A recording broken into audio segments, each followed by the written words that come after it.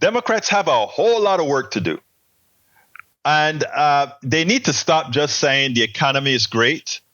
They need to just, because again, the reason we're getting as many strikes as we get is because the people have not been holding on and going forward with the economy. Yes, now they are.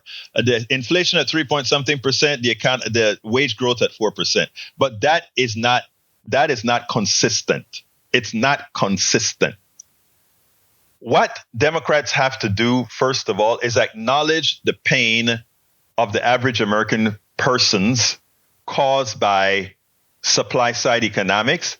And they need to wholeheartedly tell Americans that we are making a transition from supply side economics to an economics that work for us all.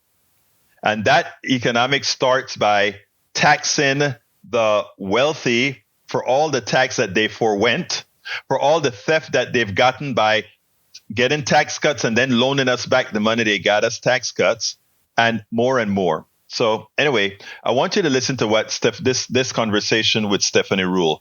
I think it's prescient. I think it's important. Listen to what Stephanie Ruhle has to say about how Democrats really need to see things the way most Americans are right now.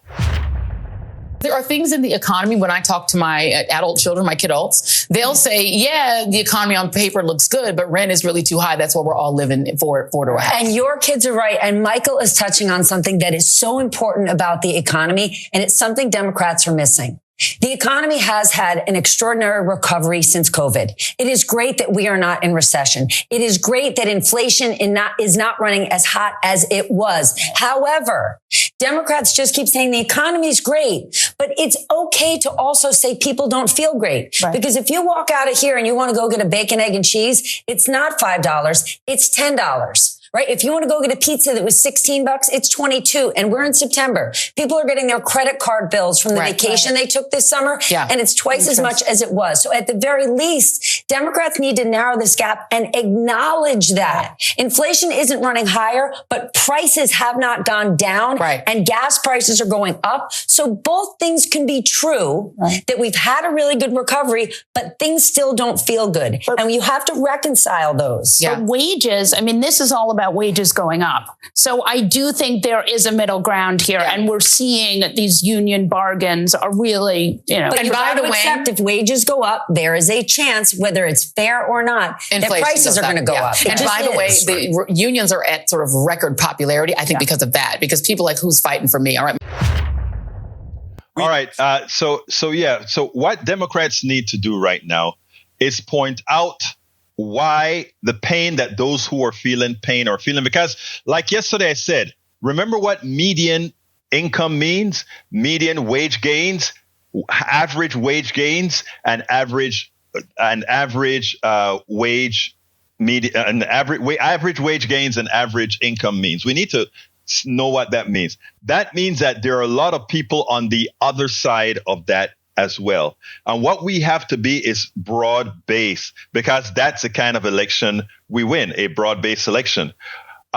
So what Stephanie Ruhle is pointing out is, don't just acknowledge the great things that are happening to a large percentage of the population, but acknowledge those people who are suffering, who should be your vote, and let them understand the reason why their suffering continues. It has nothing to do with Bidenomics. It has everything to do with supply side economics. It has everything to do with the things that they're trying to fix. Let's give a problem. What is going to occur, or what occurred 2 days ago? Student loan repayment began, SNAP reduction, as well as childcare reduction, subsidies for childcare ended. All of that ended because of 100% vote by Republicans, Sinema, and Manchin. That's what caused that. Americans need to understand where their pain is coming from so they can vote appropriately. We spend a lot of time deconstructing the news, trying to parse it into a form that everybody can understand. We try to find those little nitpicks where it flies above the fray, etc.